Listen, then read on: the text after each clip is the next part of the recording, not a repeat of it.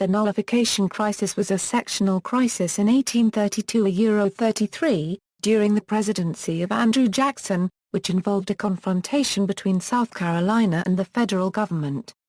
The crisis ensued after South Carolina declared that the federal tariffs of 1828 and 1832 were unconstitutional and therefore null and void within the sovereign boundaries of the state.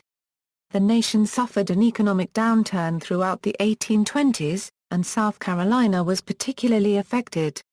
Many South Carolina politicians blamed the change in fortunes on the national tariff policy that developed after the War of 1812 to promote American manufacturing over its European competition. The controversial and highly protective Tariff of 1828 was enacted into law during the presidency of John Quincy Adams. The tariff was opposed in the South and parts of New England. By 1828, South Carolina state politics increasingly organized around the tariff issue. Its opponents expected that the election of Jackson as president would result in the tariff being significantly reduced. When the Jackson administration failed to take any actions to address their concerns, the most radical faction in the state began to advocate that the state itself declare the tariff null and void within South Carolina. In Washington, an open split on the issue occurred between Jackson and Vice President John C. Calhoun, the most effective proponent of the constitutional theory of state nullification. On July 14, 1832, before Calhoun had resigned the vice presidency in order to run for the Senate where he could more effectively defend nullification, Jackson signed into law the Tariff of 1832. This compromise tariff received the support of most Northerners and half of the Southerners in Congress. The reductions were too little for South Carolina, and on November 24, 1832, a state convention adopted the Ordinance of Nullification, which declared that the tariffs of 1828 and 1832 were unconstitutional and unenforceable in South Carolina after February 1, 1833. Military preparations to resist anticipated federal enforcement were initiated by the state. On March 1, 1833, Congress passed both the Force Bill authorizing the President to use military forces against South Carolina and a new negotiated tariff, the Compromise Tariff of 1833, which was satisfactory to South Carolina. The South Carolina Convention reconvened and repealed its nullification ordinance on March 15, 1833, but 3 days later nullified the Force Bill as a symbolic gesture to maintain its principles. The crisis was over, and both sides could find reasons to claim victory. The tariff rates were reduced and stayed low to the satisfaction of the South, but the state's unregistered trademark rights doctrine of nullification remained controversial. By the 1850s the issues of the expansion of slavery into the Western territories and the threat of the slave power became the central issues in the nation. Since the Nullification Crisis, the doctrine of states' rights has been asserted again by opponents of the Fugitive Slave Act of 1850, proponents of California's Specific Contract Act of 1863, opponents of federal acts prohibiting the sale and possession of marijuana in the first decade of the 21st century, and opponents of implementation of laws and regulations pertaining to firearms from the late 1900s up to 2013. Background: the historian Richard E. Ellis wrote, "The extent of this change and the problem of the actual distribution of powers between state and the federal governments would be a matter of political and ideological discussion up to the Civil War and beyond." In the early 1790s the debate centered on Alexander Hamilton's nationalistic financial program versus Jefferson's democratic and agrarian program, a conflict that led to the formation of two opposing national political parties. Later in the decade the Alien and Sedition Acts led to the states' rights position being articulated in the Kentucky and Virginia resolutions. The Kentucky resolutions, written by Thomas Jefferson, contained the following, which has often been cited as a justification for both nullification and secession. The Virginia resolutions, written by James Madison, hold a similar argument. Historians differ over the extent to which either resolution advocated the doctrine of nullification. Historian Lance Banning wrote, "The legislators of Kentucky deleted Jefferson's suggestion that the rightful remedy for federal usurpations was a nullification of such acts by each state acting on its own to prevent their operation within its respective borders. Rather than suggesting individual, although concerted, measures of this sort, Kentucky was content to ask its sisters to unite in declarations that the acts were void and of no force, and in requesting their appeal at the succeeding session of the Congress. The key sentence, and the word nullification, was used in supplementary resolutions passed by Kentucky in 1799. Madison's judgment is clearer. He was chairman of a committee of the Virginia legislature which issued a book-length report on the resolutions of 1798, published in 1800 after they had been decried by several states. This asserted that the state did not claim legal force. The declarations in such cases are expressions of opinion, unaccompanied by other effect than what they may produce upon opinion, by exciting reflection. The opinions of the judiciary, on the other hand, are carried into immediate effect by force. If the states collectively agreed in their declarations, there were several methods by which it might prevail, from persuading Congress to repeal the unconstitutional law, to calling a constitutional convention, as two-thirds of the states may. When, at the time of the Nullification Crisis, he was presented with the Kentucky resolutions of 1799, he argued that the resolutions themselves were not Jefferson's words, and that Jefferson meant this not as a constitutional but as a revolutionary right. Madison biographer Ralph Ketchum wrote, historian John Wilentz explains the widespread opposition to these resolutions. The election of 1800 was a turning point in national politics as the Federalists were replaced by the Democratic-Republican Party led by Thomas Jefferson and James Madison, the authors of the Kentucky and Virginia resolutions. But, the four presidential terms spanning the period from 1800 to 1817 did little to advance the cause of states unregistered trademark rights and much to weaken it over Jefferson unregistered trademark's opposition. The power of the federal judiciary, led by Federalist Chief Justice John Marshall, increased. Jefferson expanded federal powers with the acquisition of the Louisiana Territory and his use of a national embargo designed to prevent involvement in a European war.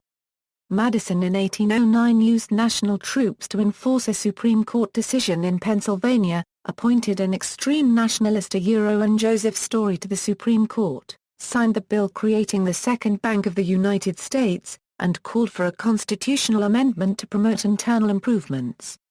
Opposition to the War of 1812 was centered in New England.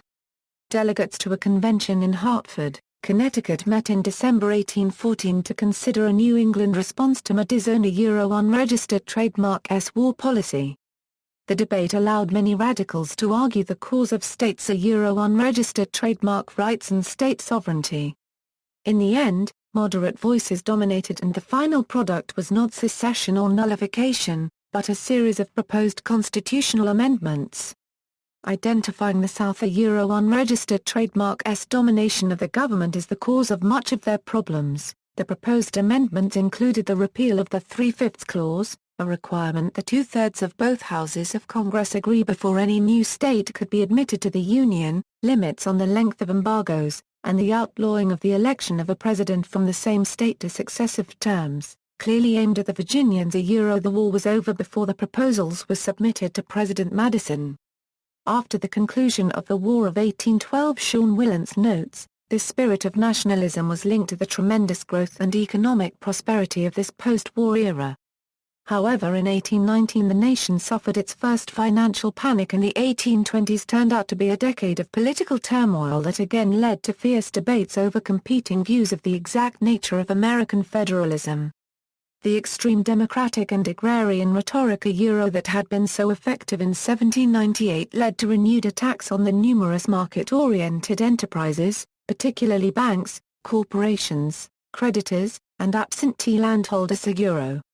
Tariffs. The Tariff of 1816 had some protective features, and it received support throughout the nation, including that of John C. Calhoun and fellow South Carolinian William Lowndes. The first explicitly protective tariff linked to a specific program of internal improvements was the Tariff of 1824. Sponsored by Henry Clay, this tariff provided a general level of protection at 35% ad valorem and hike duties on iron, woolens, cotton, hemp, and wool and cotton bagging.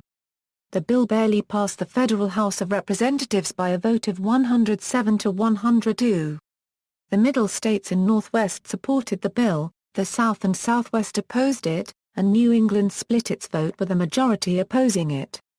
In the Senate the bill, with the support of Tennessee Senator Andrew Jackson, passed by 4 votes, and President James Monroe, the Virginia heir to the Jefferson-Madison control of the White House, signed the bill on March 25, 1824. Daniel Webster of Massachusetts led the New England opposition to this tariff.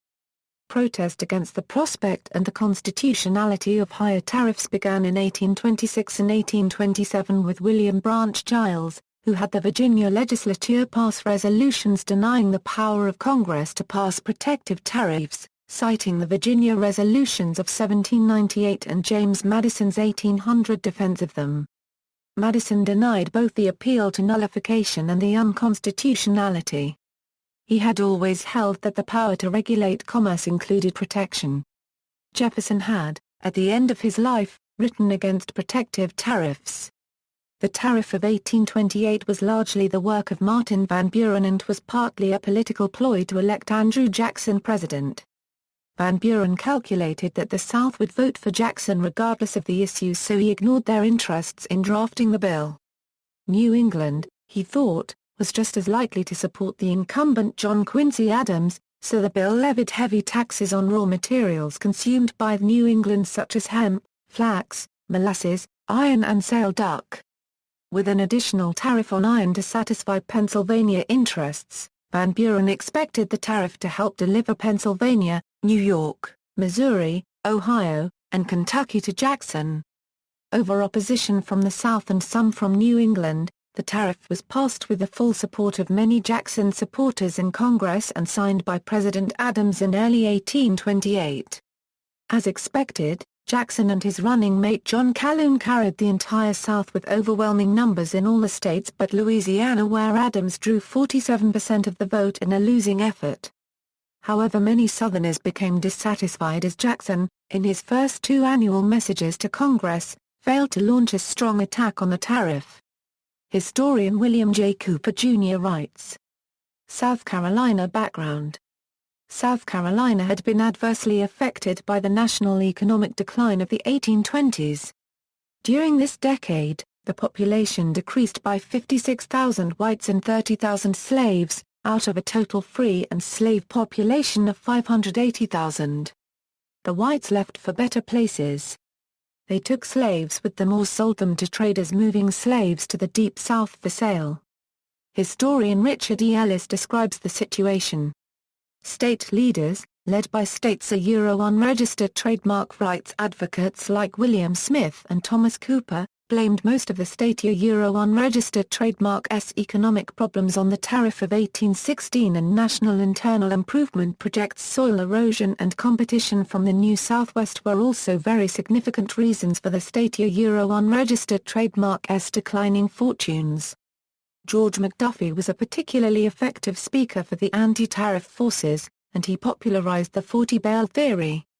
McDuffie argued that the 40% tariff on cotton finished goods meant that the manufacturer actually invades your barns, and plunders you of 40 out of every 100 bales that you produce. Mathematically incorrect, this argument still struck a nerve with his constituency.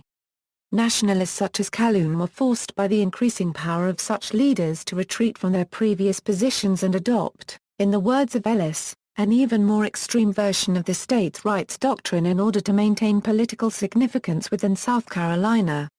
South Carolina unregistered trademark's first effort at nullification occurred in 1822.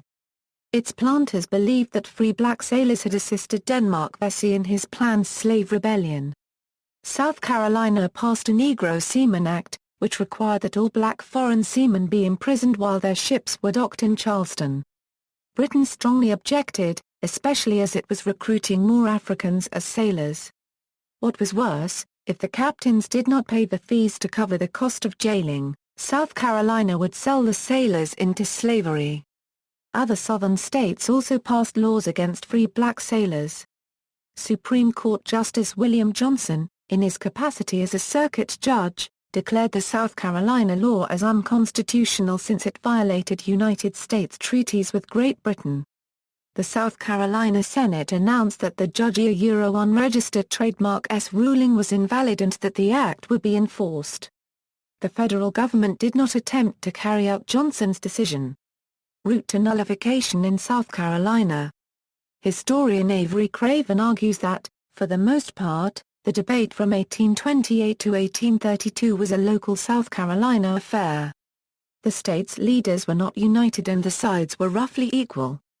The western part of the state and a faction in Charleston, led by Joel Poinsett, would remain loyal to Jackson almost to the end.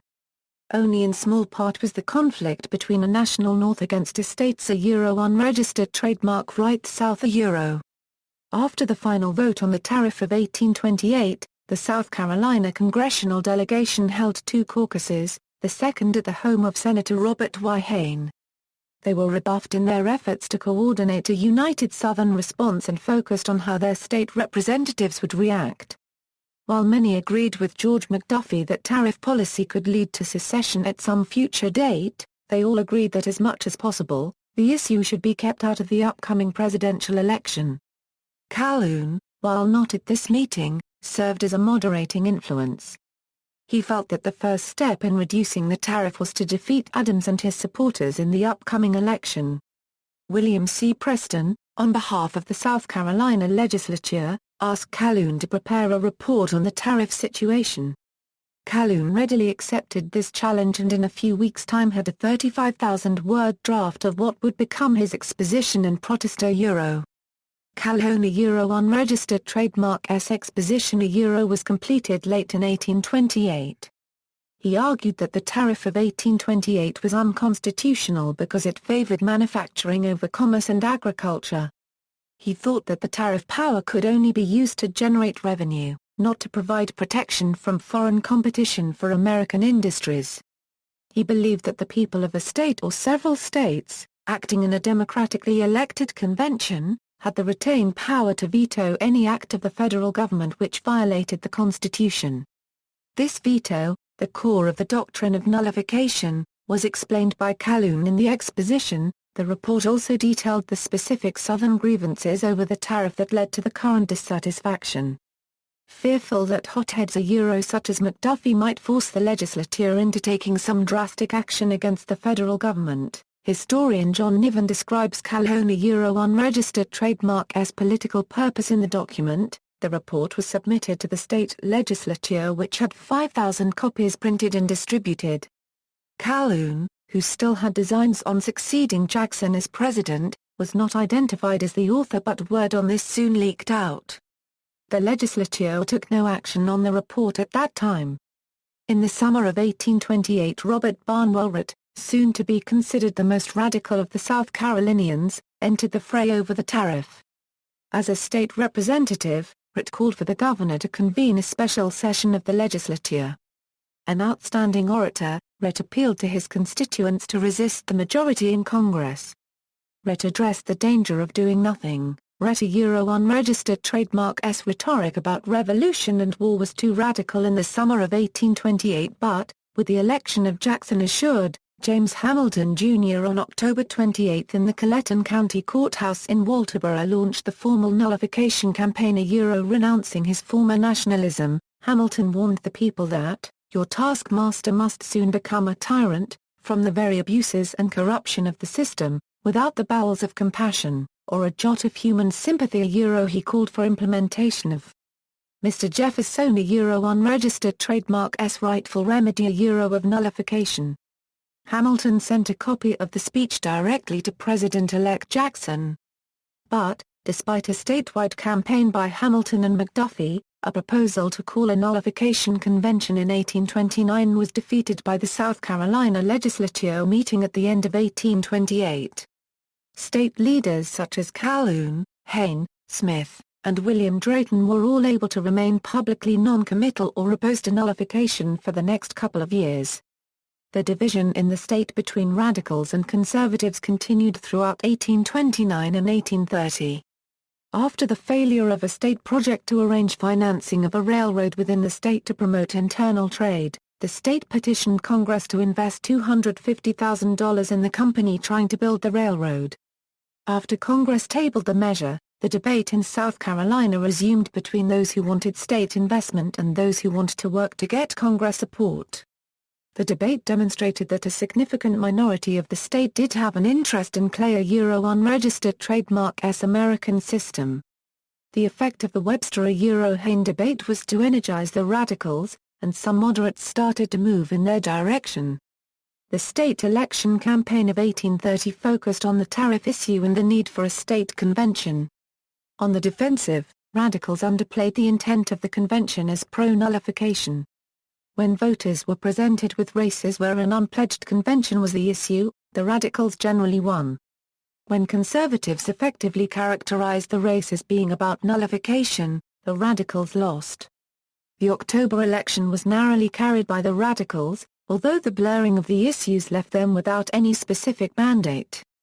In South Carolina, the governor was selected by the legislature, which selected James Hamilton, the leader of the radical movement, as governor and fellow radical Henry L. Pinckney as Speaker of the South Carolina House. For the open Senate seat, the legislature chose the more radical Stephen Miller over William Smith. With radicals in leading positions, in 1831, they began to capture momentum. State politics became sharply divided along nullifier and unionist lines. Still, the margin in the legislature fell short of the two-thirds majority needed for a convention. Many of the radicals felt that convincing Calhoun of the futility of his plans for the presidency would lead him into their ranks. Calhoun meanwhile had concluded that Martin Van Buren was clearly establishing himself as Jackson a Euro-unregistered trademark-s heir apparent. At Hamilton a Euro-unregistered trademark-s prompting, George McDuffie made a 3-hour speech in Charleston demanding nullification of the tariff at any cost. In the state, the success of McDuffie's Euro-unregistered trademark-s speech seemed to open up the possibilities of both military confrontation with the federal government and civil war within the state. With silence no longer an acceptable alternative, Calhoun looked for the opportunity to take control of the anti-tariff faction in the state. By June he was preparing what would be known as his Fort Hill Address. Published on July 26, 1831, the address repeated and expanded the positions Calhoun had made in the Exposition a Euro. While the logic of much of the speech was consistent with the state's Euro-unregistered trademark rights position of most Jacksonians, and even Daniel Webster remarked that it was the ablest and most plausible, and therefore the most dangerous vindication of that particular form of revolution a Euro, the speech still placed Calhoun clearly in the nullifier camp. Within South Carolina, his gestures at moderation in the speech were drowned out as planters received word of the Nat Turner insurrection in Virginia. Calhoun was not alone in finding a connection between the abolition movement and the sectional aspects of the tariff issue. It confirmed for Calhoun what he had written in a September 11, 1830 letter. I consider the Tariff Act as the occasion, rather than the real cause of the present unhappy state of things. The truth can no longer be disguised, that the peculiar domestic, sick institution of the Southern states and the consequent direction which that and her soil have given to her industry, has placed them in regard to taxation and appropriations in opposite relation to the majority of the Union, against the danger of which, if there be no protective power in the reserved rights of the states they must in the end be forced to rebel, or, submit to have their paramount interests sacrificed, their domestic institutions subordinated by colonization and other schemes, and themselves and children reduced to wretchedness. From this point, the nullifiers accelerated their organization and rhetoric. In July 1831 the States' Rights and Free Trade Association was formed in Charleston and expanded throughout the state. Unlike state political organizations in the past, which were led by the South Carolina planter aristocracy, this group appealed to all segments of the population, including non-slaveholder farmers, small slaveholders, and the Charleston non-agricultural class. Governor Hamilton was instrumental in seeing that the association, which was both a political and a social organization, expanded throughout the state. In the winter of 1831 and spring of 1832, the governor held conventions and rallies throughout the state to mobilize the nullification movement. The conservatives were unable to match the radicals in either organization or leadership. The state elections of 1832 were charged with tension and bespattered with violence, and polite debates often degenerated into frontier brawls. Unlike the previous year unregistered trademark election, the choice was clear between nullifiers and unionists. The nullifiers won, and on October 20, 1832, Governor Hamilton called the legislature into a special session to consider a convention.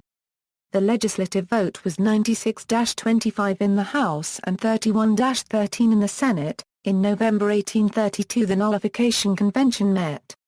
The convention declared that the tariffs of 1828 and 1832 were unconstitutional and unenforceable within the state of South Carolina after February 1, 1833. They said that attempts to use force to collect the taxes would lead to the state unregistered trademark secession. Robert Hayne, who followed Hamilton as governor in 1833, established a 2,000-man group of mounted Minutemen and 25,000 infantry who would march to Charleston in the event of a military conflict. These troops were to be armed with $100,000 in arms purchased in the North. The enabling legislation passed by the legislature was carefully constructed to avoid clashes if at all possible and to create an aura of legality in the process.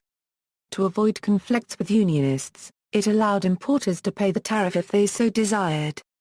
Other merchants could pay the tariff by obtaining a paper tariff bond from the customs officer.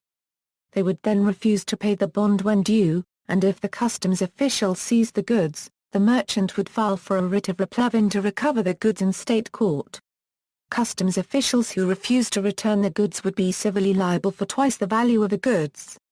To ensure that state officials and judges supported the law, a test oath would be required for all new state officials, binding them to support the ordinance of nullification. Governor Hayne in his inaugural address announced South Carolina's position. Washington, D.C. When President Jackson took office in March 1829 he was well aware of the turmoil created by the Tariff of Abomination Seguro. While he may have abandoned some of his earlier beliefs that had allowed him to vote for the Tariff of 1824, he still felt protectionism was justified for products essential to military preparedness and did not believe that the current tariff should be reduced until the national debt was fully paid off. He addressed the issue in his inaugural address and his first 3 messages to Congress, but offered no specific relief. In December 1831, with the proponents of nullification in South Carolina gaining momentum, Jackson was recommending the exercise of that spirit of concession and conciliation which has distinguished the Friends of our Union in all great emergencies.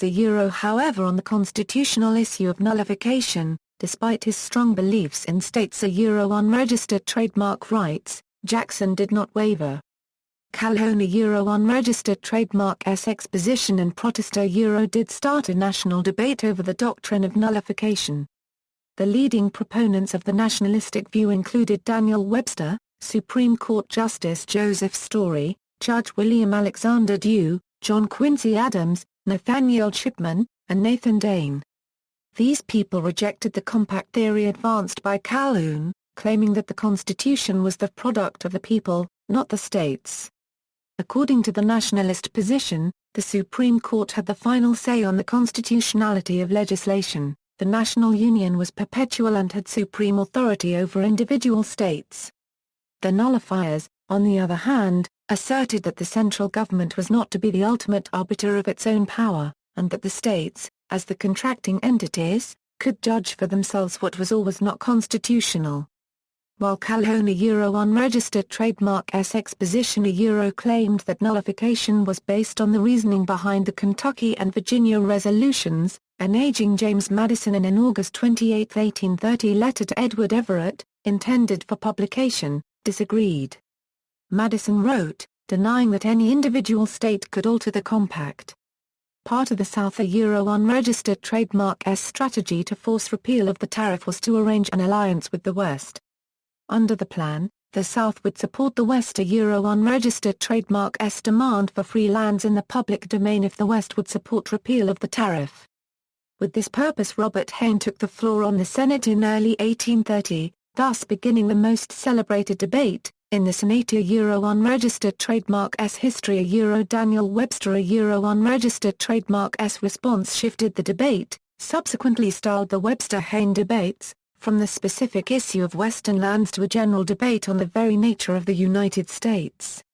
Webster's position differed from Madison's. Webster asserted that the people of the United States acted as one aggregate body. Madison held that the people of the several states had acted collectively.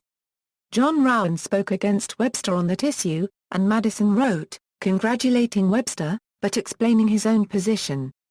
The debate presented the fullest articulation of the differences over nullification, and 40,000 copies of Webster a unregistered trademark S response, which concluded with liberty and union, now and forever, one and inseparably a euro, were distributed nationwide.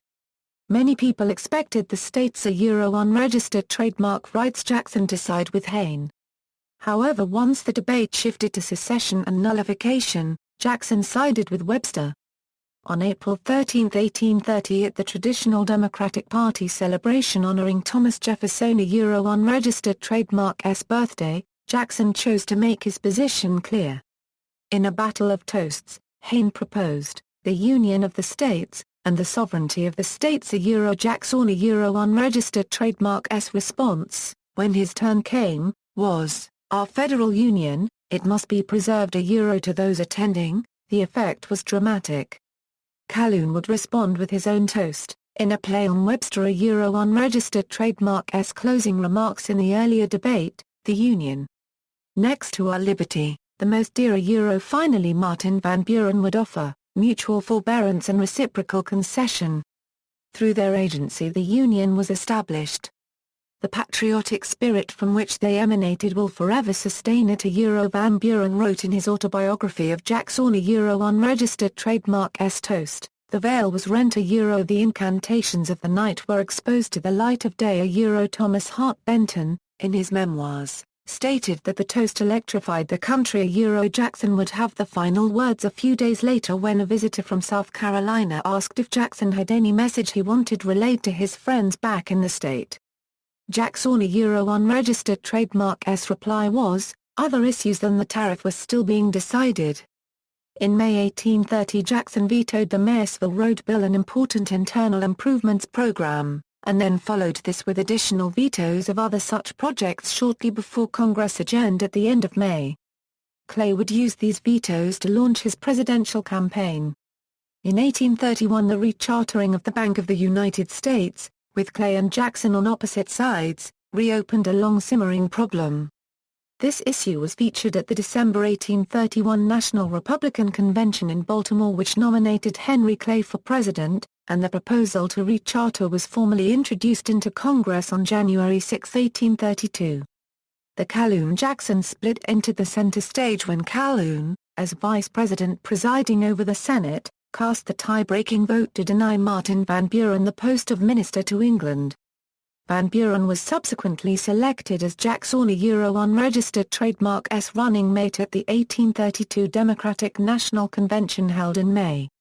In February 1832 Henry Clay, back in the Senate after a 2 decades absence, made a 3-day-long speech calling for a new tariff schedule and an expansion of his American system. In an effort to reach out to John Calhoun and other Southerners, Clay a unregistered trademark S proposal provided for a $10 million revenue reduction based on the amount of budget surplus he anticipated for the coming year. Significant protection was still part of the plan, as the reduction primarily came on those imports not in competition with domestic producers. Jackson proposed an alternative that reduced overall tariffs to 28%. John Quincy Adams, now in the House of Representatives, used his Committee of Manufacturers to produce a compromise bill that, in its final form, reduced revenues by $5 million, lowered duties on non-competitive products, and retained high tariffs on woolens, iron, and cotton products. In the course of the political maneuvering, George Macduff a unregistered trademark S Ways and Means Committee, the normal originator of such bills, prepared a bill with drastic reduction across the board. Macduff a unregistered trademark S bill went nowhere. Jackson signed the Tariff of 1832 on July 14, 1832, a few days after he vetoed the Bank of the United States recharter bill.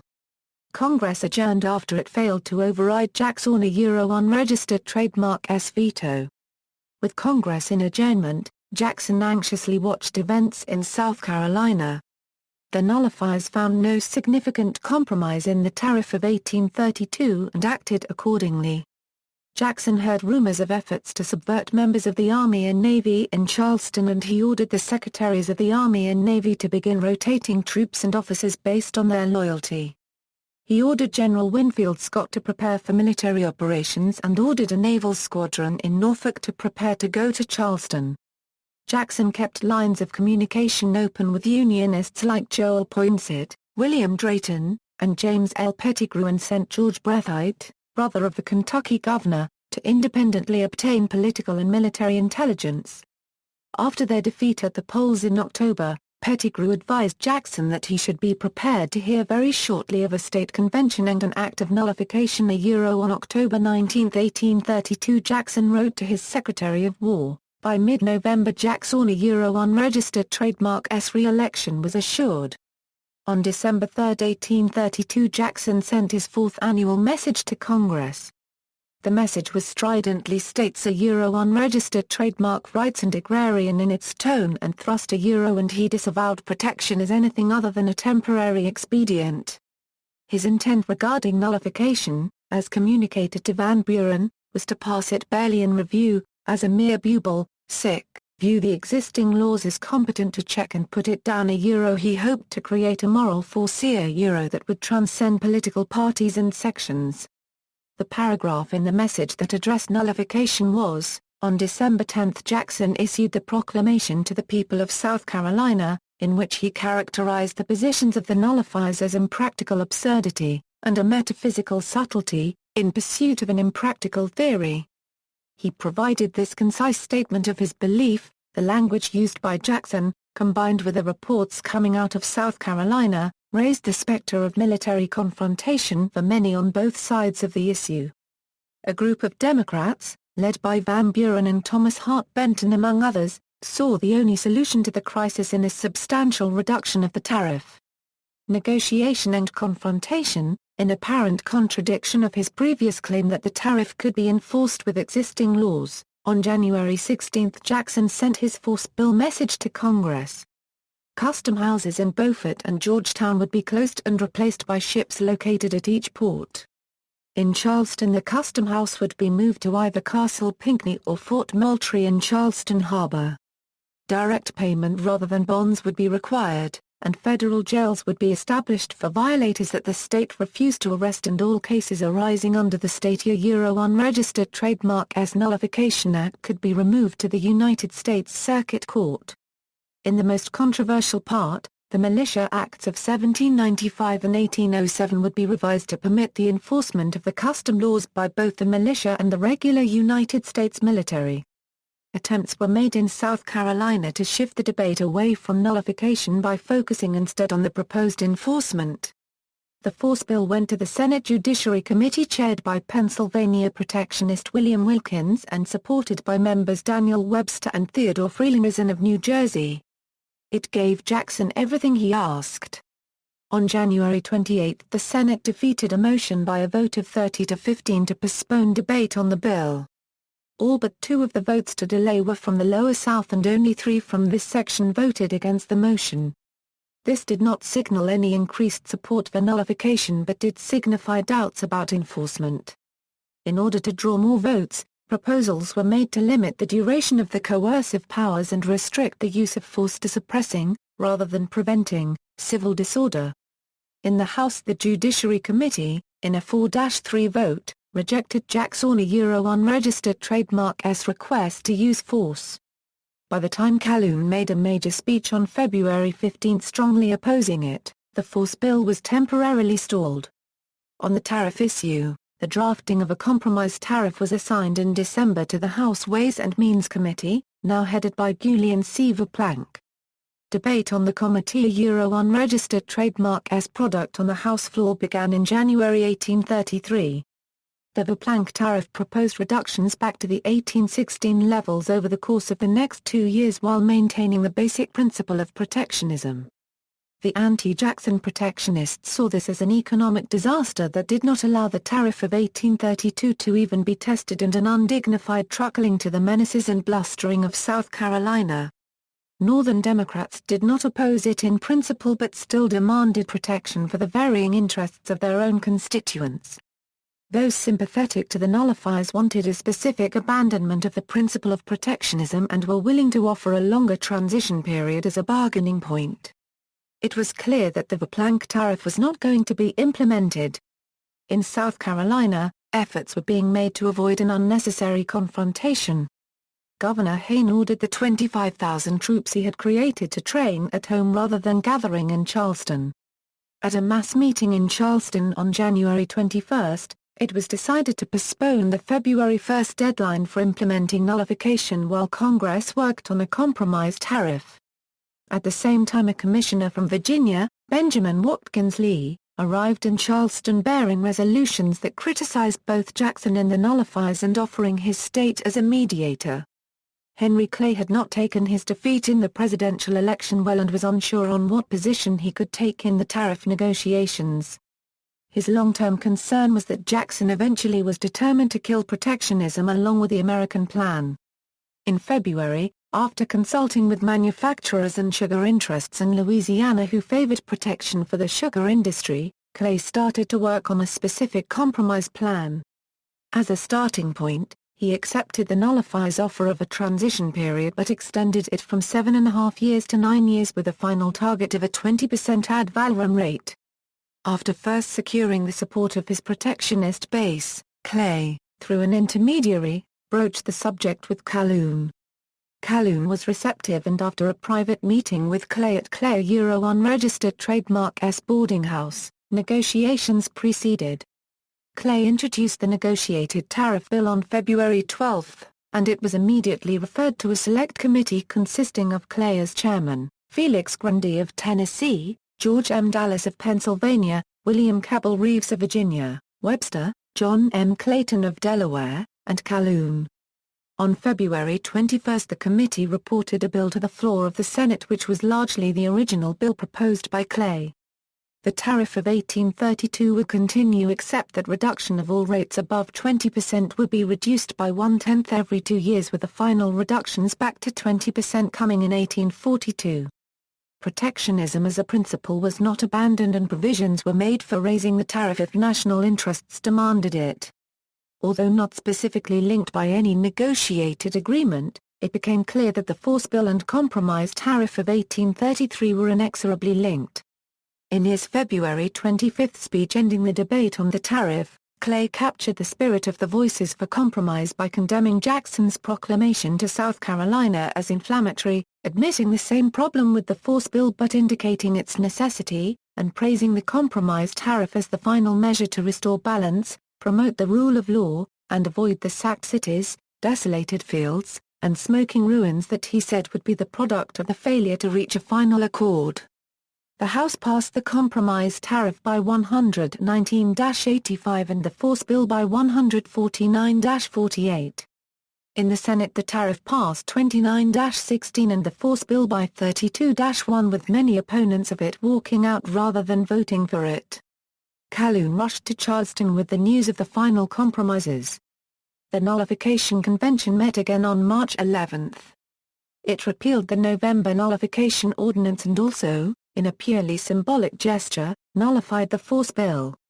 While the nullifiers claimed victory on the tariff issue, even though they had made concessions, the verdict was very different on nullification. The majority had, in the end, ruled and this boded ill for the South and their minorities' hold on slavery. It summed this up at the convention on March 13. Warning that, a people, owning slaves, are mad, or worse than mad, who do not hold their destinies in their own hands, he continued. Aftermath, people reflected on the meaning of the nullification crisis and its outcome for the country. On May 1, 1833 Jackson wrote, "The tariff was only a pretext, and disunion and Southern Confederacy the real object. The next pretext will be the Negro, or slavery question." The final resolution of the crisis and Jackson unregistered trademark S leadership had appeal throughout the North and South. Robert Remini, the historian and Jackson biographer, described the opposition that nullification drew from traditionally states unregistered trademark right Southern states. The Alabama legislature, for example, pronounced the doctrine unsound in theory and dangerous in practice. Georgia said it was mischievous. Rash and revolutionary.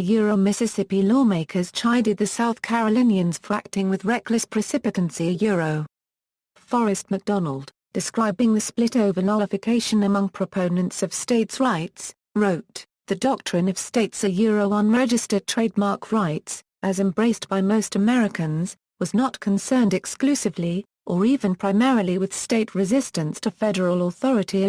But, by the end of the nullification crisis, many Southerners started to question whether the Jacksonian Democrats still represented Southern interests."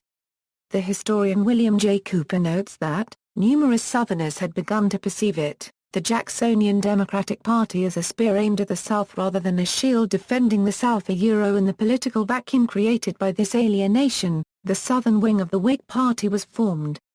The party was a coalition of interests united by the common thread of opposition to Andrew Jackson and, more specifically, his definition of federal and executive power. The party included former national Republicans with an urban, commercial, and nationalist outlook. As well as former nullifiers.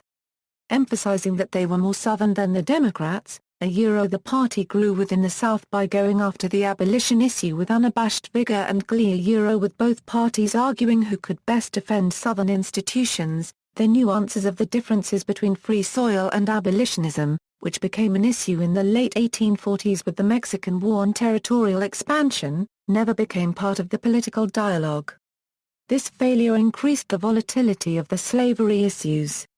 Richard Ellis argues that the end of the crisis signified the beginning of a new era. Within the state's unregistered trademark rights movement, the traditional desire for simply a weak, inactive, and frugal government was challenged. Ellis states that in the years leading up to the Civil War, the nullifiers and their pro-slavery allies used the doctrine of states unregistered trademark rights and state sovereignty in such a way as to try to expand the powers of the federal government so that it could more effectively protect the peculiar institution. By the 1850s, states unregistered trademark rights had become a call for state equality under the Constitution. Madison reacted to this incipient tendency by writing 2 paragraphs of advice to my country, found among his papers. It said that the Union should be cherished and perpetuated.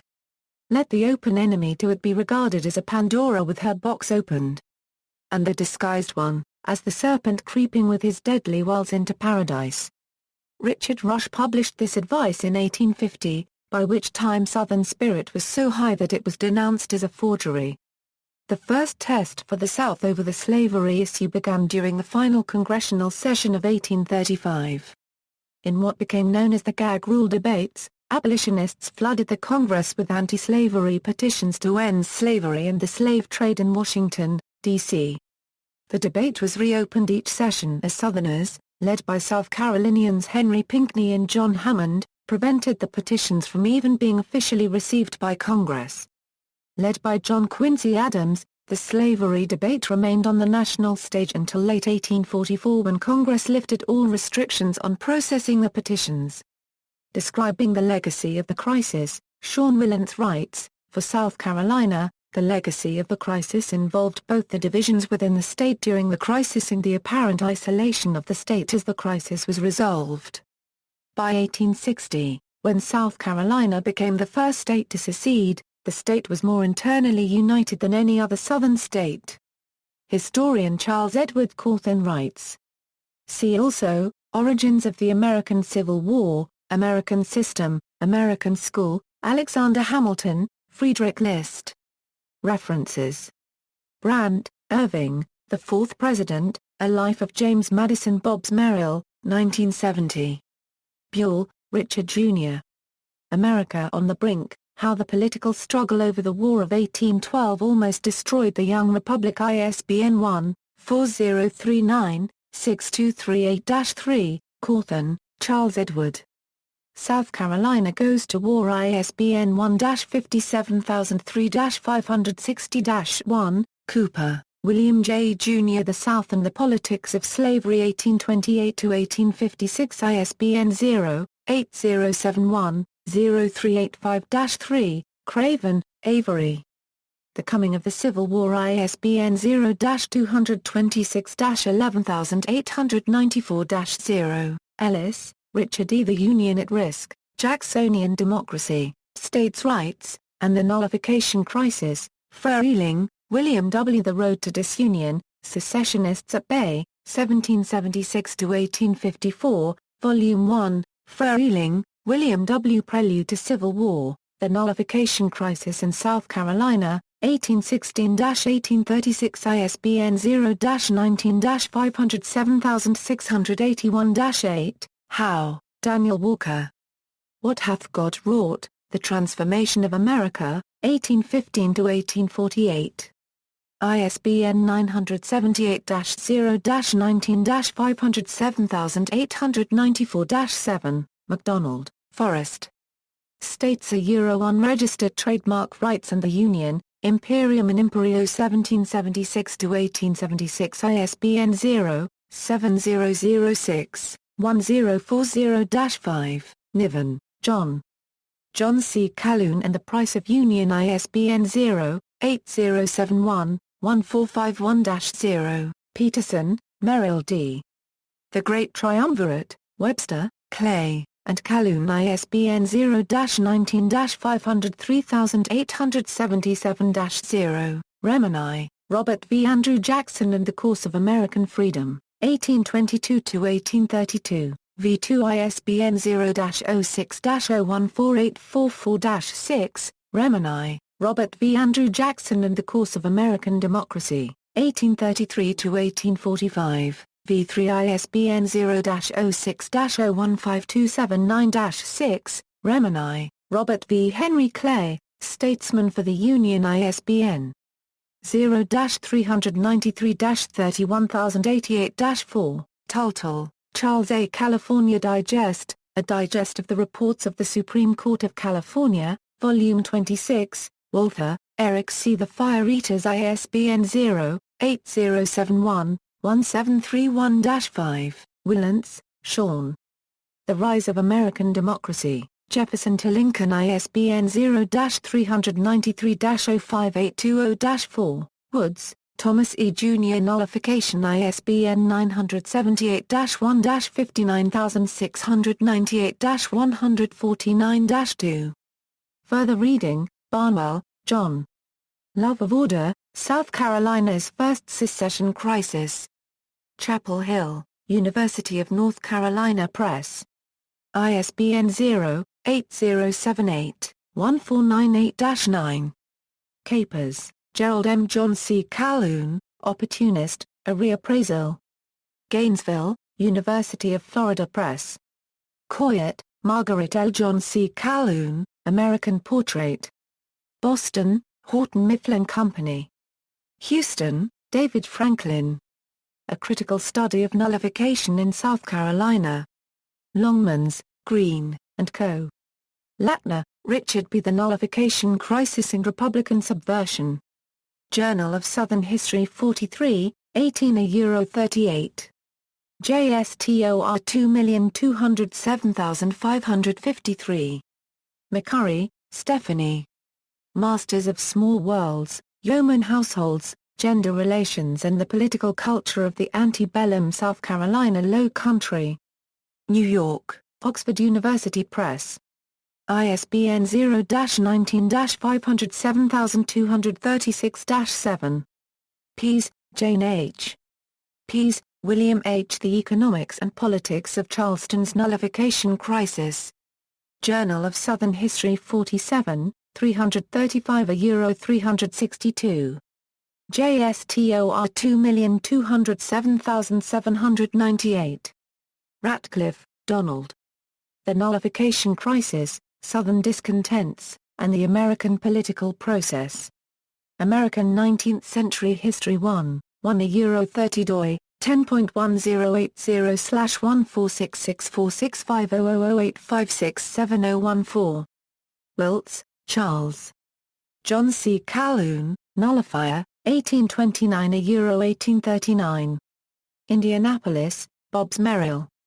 External links: South Carolina Exposition and Protest, by Calhoun, 1828. The Fort Hill Address, On the Relations of the States in the Federal Government, by Calhoun, July 1831. South Carolinian Ordinance of Nullification, November 24, 1832. President Jackson's Proclamation to South Carolina, December 10, 1832. An Exposition of the Virginia Resolutions of 1798, by Abel P. Upshur, defending nullification in South Carolina. A Review of the Proclamation of President Jackson, by Littleton Wallet as well. Primary Documents in American History, Nullification Proclamation, President Jackson's Message to the Senate and House regarding South Carolina's Nullification Ordinance, January 16, 1833, Nullification Revisited, an article examining the constitutionality of nullification.